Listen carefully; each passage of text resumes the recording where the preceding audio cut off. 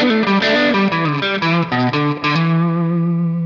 my dear friends. It's an honor to see you, and that's not the only honor I'm getting this episode, but in case we haven't been introduced before, I'm Stephen Clements, a writer, a gamer, and an enjoyer of big brain activities in general. On this channel, I perform dramatic story readings, I provide role-playing game and movie reviews, and I get to talk to interesting people. And in this episode, I get to talk to an interesting person who helped start the role-playing game industry. So that's where that extra bit of honor comes in, that I get to do this. We're going to be talking to Ernie Gygax, or Ernest Gary Gygax Jr., the firstborn son of D&D creator Gary Gygax. And when I said Ernie was around at the beginning of the role-playing game industry, I'm not kidding or exaggerating, because as Gary and company came up with the concepts, as they put the products together, Ernie as a young lad was there doing it, assembling the boxes, putting the pamphlets together, getting the product out to sell. And what we're going to be doing in this episode, and in many more to come, is an oral history of Ernie Gygax. He's an interesting dude, and every time I interacted with him before we got on these video calls, he'd been open, inviting, a very gregarious character. The reason I even got into going to role-playing game conventions and meeting so many great people in the industry is because he straight up told me in a Facebook post that I should come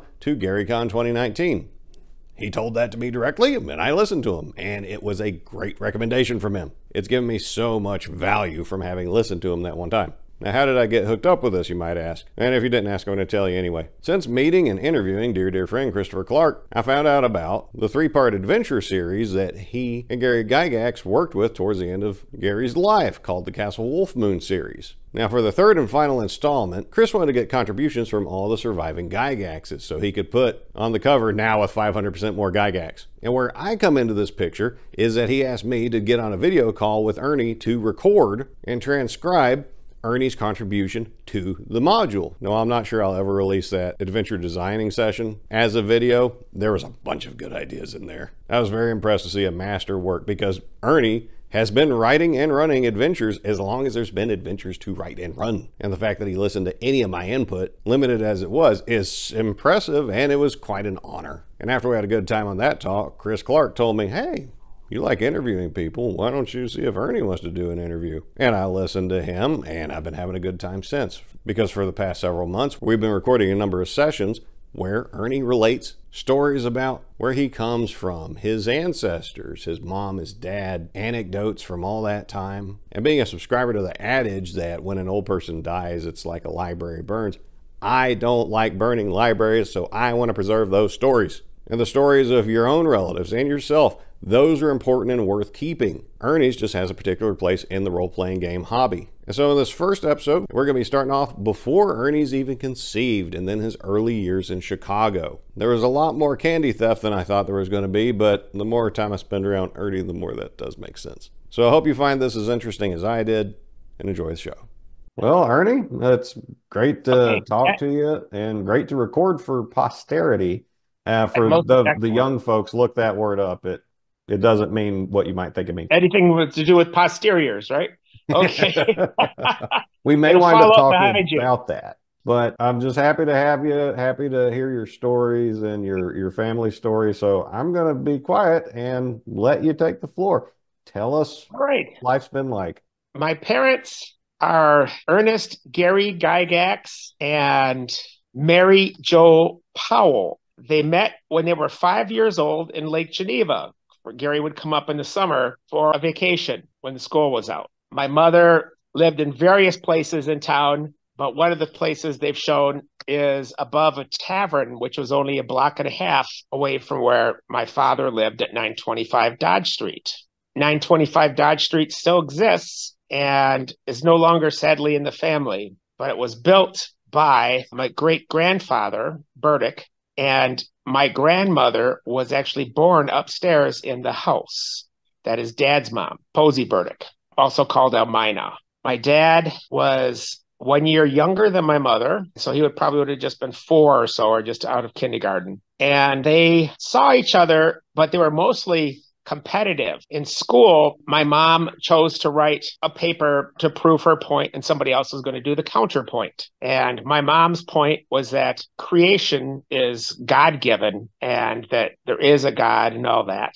And my father chose then evolution. He put his book down because he was always someone who would like have his head down in the desk or all this. He didn't pay much attention. And then all of a sudden he said, I'll do evolution. And so at that point, there was a competition. And what my mom still remembers to this day is that she got a B and dad got an A. And she just said that the teacher was an evolutionist, that obviously he didn't know what he was doing. He just was following along. So that's the sort of thing that they did. My father was a troublemaker. He didn't drive, but on more than one occasion, they would push my grandfather's vehicle out. My grandfather was named Ernest Gygax, and he was of Swiss heritage and moved here sometime, I believe, in like his 30s. And his parents set him up. I think he lost a bunch of value with the stock market crash. And then he met this much younger lady, Almina, and she had been married and divorced, which is very odd in those days. And she had a daughter and a son, which are my Uncle Hugh and my Aunt Nancy, both of whom are now deceased. My father regularly came up to 925 Dodge Street to hang out. And then at some point, after he'd gotten into a gang brawl with other kids in Chicago, using like stones and knives and that sort of thing, they decided to pull him out of Chicago and move up here permanently. If I may interrupt for a second, a gang fight. So yeah. like organized gang. In those days, there was more like your neighborhood. Okay. Your neighborhood gang versus the other neighborhood gang. Gotcha. And he's always felt that he was a brown leather wearer rather than the black leather. That was like a distinction for some reason. He said those are cool. And also they did stuff with their sleeves with the cigarettes. That was after this time period, but he was that sort of fellow. So how old was he when this happened? I do not have an exact date, but I would imagine probably just at the end of single digits, 10, 11, something stupid. You know, it would have been mostly rocks and stuff. Gotcha. But the idea that their son would be growing up in this environment and getting worse was a good reason to get out of the city because they were actually in the city itself. My dad, his father died when he was 16. Now, my grandfather had been 58 years old, I believe. There's some rumor that it was 60 when he made his only child. And that was, of course, Ernest Gary Gygax. Now, why the Gary? My grandfather wanted to have Ernest Gygax as the child's name. And my grandmother decided this was her last child. She wanted to have Gary Cooper because she loved Gary Cooper and just lusted after him, of all things. So after much bantering about, my grandfather made a deal with Posey. And it was that we will add both names, my name first and Gary's in the middle, and you will only be able to run off and have your affair or divorce me, whatever, if it's Gary Cooper. Otherwise, you're mine. Okay. And that was the deal she agreed to. That's funny. I like that. Yeah. That seems like a pretty progressive joke for the time. Yes. Well, and there's another story where before he met her, he had a chance to be a purchaser in the Coca-Cola stock, but it would have taken, he had about 50 grand, which was a lot then, but that's basically what it would have taken to have gotten 10% of the stock from a pharmacist. And he was like, I just already lost a bunch of money. Otherwise, I'm not going to throw this all away into some pipe dream. And so he turned that down. Another interesting story about grandfather is that in Chicago, because he worked for Marshall Fields, I believe, doing suits. Okay, I don't know what's that, haberdasher? I'm trying to think of a guy who makes sizes and all of that. Not a tailor. He didn't actually create. He sold suits and probably got measurements for tailors to work. So when he was a little younger and dating, he was dating Oscar Mayer's daughter for a short period of time. And he got to go out to eat with Oscar and his daughter as they were being introduced to see if he was worthy, apparently. And at some point, he went in after having a taste of the steak and he stepped into the kitchen. They shouted amongst all the cooks in the kitchen, special steak for Oscar Mayer. So they threw it on the floor and they started spitting on it, kicking on it and all this because the memories of the meat processing plants and people losing their fingers and all that sort of thing were all still fresh. If anybody hasn't read The Jungle, they're missing why anybody would be so angry. At some point, and probably not much farther, he came to see that maybe this money was not so clean. He backed out, or she backed out on him. You know, this is his tale by secondhand from dad. But he didn't continue dating her. And another interesting fact about Ernest was that he had a club foot. So he had about a 4-inch riser in, I think it's his left foot. And that was very important because later on in life, and we can mention that again later, is that whenever anybody needed some orthopedic work done for their shoes to make them function, my dad would only accept money for the actual soles, heels, and shine, but refuse to accept anything for allowing people to be able to walk. He said, I'm donating that. So that was your grandfather, Ernest, that had the club foot? Yes. Okay.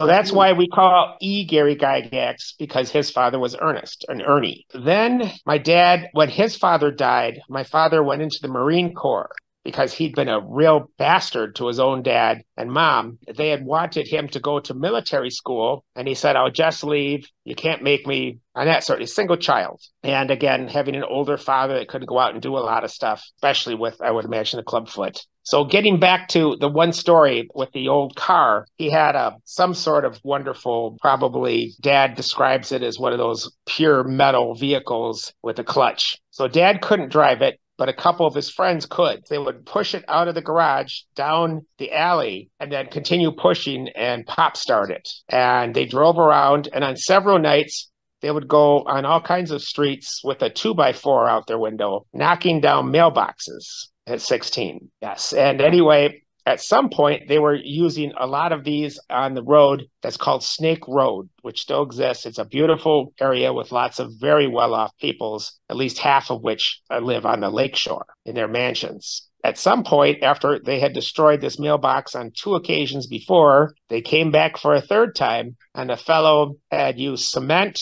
and other things to prop up and make his mailbox impervious. So as they drove up and hit it, it actually snapped the 2x4 and bent the frame on the back or window of the car. So that was going to be hard to discuss, but it wasn't that noticeable apparently. But they went out again later on and they got in an accident. And so my dad never learned how to drive until he attempted to again much later when he was married. I was actually driving at that time. So it would have been when I was at least 16 to 18. That's how long he went without driving. And Who drove for him? His mother, my mom didn't drive either. They just took the train down to Chicago and otherwise walked around Lake Geneva. So, and took the L train when they were in Chicago, anywhere you wanted to go. Well, as I said, my dad went into the military then, feeling very bad about himself and looking for some discipline and self-righteousness, perhaps, after, being a jerk. So that's what happens. We all have our qualms and our wish we would have done something different, especially when they're gone. So he went in the Marine Corps, but within a day or two, running and doing whatever else, he got walking pneumonia. And they would say, okay, you don't have to do all these other things, but you have to clean all the heads, the toilets. And that's what he did for 3 months. And he never got well doing that. And then I think it's called a dishonorary discharge, but it was a medical thing. And they got rid of him. So he wasn't able to collect any benefits. And I think, was it Clinton that might have removed that? But anyway, by that time, he was already doing well enough on his own. And his ashes now are still on his second wife's mantelpiece somewhere. Rather than buried in the hole that is ready for him in the family plot with a gravestone, whatever. But that's still another thing for later. So my dad came out of the military looking good, according to my mom. His mother found that by talking to Mary that she was looking to have just a room to rent in somebody's house. So she set him up in one of the upstairs rooms and Dad was below. And lo and behold, he was interested and she did him a good. And then the day after Christmas, they had their first date. And then after that, in 1957, I think it only was 5 months. It was on Valentine's Day, so it seems like even shorter. By Valentine's Day, they were engaged. She had like a 2-year slow romance going with another man, Danny Hudson, but he never showed any interest and didn't even try to manhandle her at all or go sparking in the dark, So she thought that he must be gay or something or whatever. Though he did marry later and have kids.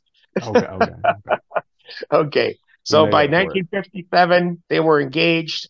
They moved to Chicago so that they could be close to the job. My mom had to get a job also. She had been a telephone operator in Lake Geneva, I think, for a little while. And one of her good stories is that they could listen in easily. It looked like if you remember the Laugh-In, Lily Tomlin with the headset and the board, that's what she worked with a bunch of other ladies side by side. At one point, she heard this guy call and talk to one lady, and then he immediately dialed, and she was the one who was able to transfer the call, but she didn't know that her mic was open. So she's talking to all the other ladies, and he had just called setting up a date with the woman he desired to go out with that night. And he called his wife to say that he was going to be working all night and that he couldn't, and hopefully she'd be able to take care of herself and da-da-da-da-da. And my mom started saying, you can't believe what this bastard's doing. This cheating bastard he just called his girlfriend and now he's calling his wife. And the guy says, what's your operator number? And then mom quickly disengaged the phone thing. The head operator did come around asking, but nobody narked her out and that's not a word they would use then. No, but yes, she escaped fine out of that situation. But she said it was very bad for your weight, especially your bottom, as a young gal. And she was gorgeous, so she didn't want to lose that physical attraction. So anyway, after that, she met my dad, married him, and they moved to 5722 North Winthrop, north side of Chicago. And to go up to their apartment, they had to climb up 48 stairs. And there were still other people's above. By that time, I think after about 3 months of being married, I was conceived and was born September 2nd, 1959 at Wesley Memorial Hospital in Chicago. Mom went on to say that as a baby, I never learned to crawl, but they bought me a walker. So I used to use that to terrorize. I also had this checkered, soft, stuffed kitty cat toy. And there's even pictures of me laying in a blanket in front of the black and white TV with my kitty. How big a baby were you? Were you a little guy, big guy, somewhere in the middle? I was born 9 pounds, 2 ounces. Mm. Okay, so pretty big. Mm-hmm. The smallest baby she had was Elisa at 8 pounds. Okay, still a healthy weight. Yeah, so definitely healthy weights. My mom didn't like Chicago very much. And she certainly didn't like going to work. And she hated, Dad would just make them like bologna sandwiches or peanut butter because they weren't very well off at all. In fact, because Mom didn't know what else to feed me after breastfeeding, which went on for probably about almost 2 years, though I have no memory of that. She thought they needed baby food to feed me, the Gerber baby food. So Dad was lucky that they could maybe eat a hot dog each and share some baked beans or something for most meals. So he would make the cheapo bologna sandwich for each of them. And my mom would often, when she'd get to work, throw the sandwich out and just eat at the cafeteria, even because she just couldn't, and the food was not acceptable to her. There's many things that happened before I could say anything more than mother and father, and probably not even very well, just that parents would be able to understand that. There was also an inner stairway that I could go up to another family above us, and they happened to be Hispanic. And they taught little Ernie as he crawled up the stairs. I'd knock on the door, but they'd say, my answer was supposedly was, it is Ernesto, open de Porto, or something like, and then every time they do that, I'd get a cookie. So by just sheer bribery, they found my weaknesses, because throughout life, I've been basically avoiding doing any work that I can avoid, or doing it as quickly and as well as I can to then get on to play. And the people up there were probably like 4 and 8, and then with their parents, the kids. At this point, I was an interesting thing, and they didn't have any more kids, I guess, at that point at least. Did y'all play, you and the upstairs kids? The kids, oh yeah, apparently, and that Mom felt comfortable with that. That's but great. Otherwise, she was very, very frightened of a lot of other things. There's also a good story that Mom sat with a couple other mothers in the same building that had infants. And at some point, they passed the babies around. And apparently, they said that I had incredible suction. That I was hungry. In fact, I was the kind of kid that would nurse, spit up a bunch, then nurse again. Were you a boob man? Is that? I'm sorry. Apparently, I still enjoy breasts. And right now, my wife is blessed, my wife to be. So that's a fine, mixture. Though I couldn't tell when I met her. She didn't show off her wares. She wore black. Yes, it is. I certainly would have probably been a little bolder. But we talked a lot. So anyway, That's good. The major things are in Chicago that in the backyard, which was small, there was a tree. I'm not sure what type of tree. I remember it a little bit because there was a bench going all the way around it, a wooden bench attached to the tree or built right around it. Now, I remember that as like a little flash memory. Otherwise, I don't really have any memories of Chicago during my infancy. And we came up here when I was either 3 or 4, pre-kindergarten. We moved up, and Elisa was born 23 months after I was born. With baby Elisa in a stroller, my mom went shopping. I believe she said Kohl's. As she was going along, she didn't pay absolute attention to me, and at some point didn't see me anymore. So she starts panicking, running around the store, running outside looking, going back in the store. And after 3 times, she's got the manager and everybody else looking around. There's no child here. So she goes out and she's looking, and then a work bell ends and all sorts of people come out of the factory. And at that time, there was still some stigma and fear of peoples with other colors. So it was mostly filled with Black people. And she was all nervous. She says, oh, my son's going to be stolen or whatever. And then she's just getting desperate. And one of the fellows who just gone in for a few groceries comes out, one of the factory workers, says, have you seen a little white boy? And he said, well, I saw a little white hand. And he said, there's a candy display over there with drapes over the table. And there is Ernie reaching up, apparently, grabbing handfuls of candy and pulling under and just unwrapping them. And so there's all kinds of wrappers and things, just having a field day. So you could figure it out. You could get by if you had to. So I was foraging. It's a skill, and you had it. So again, my sister was born. I do not remember much of that, though I do remember lots of coming up to Lake Geneva and actually moving into our first house, which was not 330 Center Street, but was down the block and across the street in what was then the Brown House right next to the railroad tracks. The railroad tracks no longer exist, but there is a pathway up there, and they removed the hill where the road went over to make it safer because there had been some accidents caused, people being, over the center line and that kind of thing. So that was a Chicago Northwestern run, and that was what my dad went to work on. He was an employee at Kemper Insurance in the mailroom, and then by the time I was getting to be a little older, he was working at Fireman's Fund. And by the time I remember what job he had, he was an underwriter for Fireman's Fund. And I remember going there with a little suit with Elisa. I must have been 8, maybe, something like this, with a little suit on with my jacket. And Elisa was in a pretty little dress. We were going to his job on a Saturday because that way he could do some extra work. And he said that we'd get to, his secretary was there to help us out.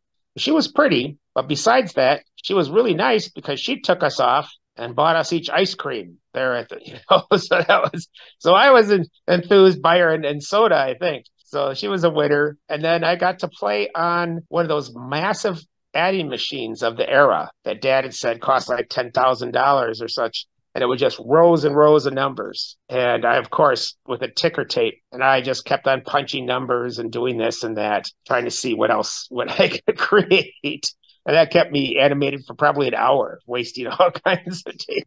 But I still remember doing that. That was fun. But on my way there in my little suit, I didn't step high enough on a curb. And it was a muddy, rainy day. And so I've got my right knee all covered in muck and slush and Chicago guck. And Dad was not happy, but it didn't seem to bother his secretary as much. But I think he was trying to put on a good show. He was still a young man with the young man's desires and concepts. Mm-hmm. Was he interested in this lady, or was he just trying to present I don't know. He a man in charge? He was interested in a different lady later. Okay. And that almost that could have wrecked the marriage. More important question for me is, do you remember what flavor ice cream that you liked to get with this lady? It wasn't an ice cream shop. It was just a machine. Okay, so it was an ice cream bar. Hey, that's fine. Nothing wrong with that. It's chocolate-covered ice cream on a stick. There was only vending machines. Everybody else was gone from this skyscraper. Later on, we actually got to go, though I don't really have a good memory of seeing anything, but I was more impressed with the telescopes that you had to put coins in to be able to see And that was like, wow. So I got to look through it, but I don't know what I looked at. But I was more impressed by the idea of collecting money. And I remember also, I think there was a pay toilet. And that was like, whoa, that's weird. Again, those kinds of things caught my interest. Food, pretty girl, money. Strange machines that take money. Yeah. Yeah, I think we went to the top of the Kemper building, I think it was, which was like the tallest building before the Sears in that city. And the elevators were all neat because you get that neat feeling that you could feel in your lower groin area. It'd be like, because it was so fast. And that's where, like, and that somehow made a memory for me. As I said, Chicago was very limited. Apparently, my mother has told me stories that we'd go down to the breakwaters by Lake Michigan, and there would always be a bunch of pigeons. And I would go along trying to run up and kick them. But, of course, you never can get them. They're smart and they start landing behind you. But it kept me busy while they were trying to enjoy the beautiful scenery. And then one more other time, there was a police officer on a big old horse. Mom says, "Oh, you want to go see the horse?" And I said, I went behind her, hiding and cringing. No, no, no. She says, "Come on, you want to see the no, no, no." So and she says, "Okay." And as we're going away, I said, "Bye, Nunu." That's what I called the horse for some reason. Nunu. Why? As a child. But that's an actual thing of that. Apparently we went into Lake Michigan at least once or twice with Mom. Again, I don't have any direct recollection or stories. I do have pictures of myself, though I don't remember the girl. But in the neighborhood, there was a little girl when I was just barely walking, going. So I don't know if that makes me 3 or whatever. What you could actually walk without falling down all the time, but you're still a child, very much a child. The neighbor girl was Denise Ito of Japanese descent. So they got all kinds of pictures of like us holding hands and all this sort of thing that were being staged by the mothers. So that's my first girlfriend ever. It was Denise. Cute. Yeah, it was cute. There's pictures, so that's nice. Mom also had a little sailor suit for me, as well as other things of the era. And Was she it the doted white on or me. blue sailor suit? Because my mom also put me in sailor suits when I was a little kid. I think it was white with some blue trim. Yeah, okay. And That's the one. but of course, the pictures are black and white. There was no color that we had any access to. So most of my thoughts about Chicago only come from pictures. My mom had lots and lots and lots of pictures because I was the firstborn and thereby of interest. Even if they couldn't afford lots of other things, film was still. And I had a full baby book that's now I only have bits and pieces of because of a flood much later. But it's still a lot of treasures that she saved with, your baby foot printed ink and all that sort of thing. Did she take the picture of you with the baby angel pose where you're on your stomach and your little tushies back? Oh, thank God. No, Okay. not one of those. No. There was Good. lots of just pictures of me basically either out in the yard on a blanket or in the house on a blanket and all this because I didn't walk on my own ever until much later. Instead, I used my walker, and she said I would terrorize the house, opening up the cupboards and pulling out pans. I would love to clash pans to make noise.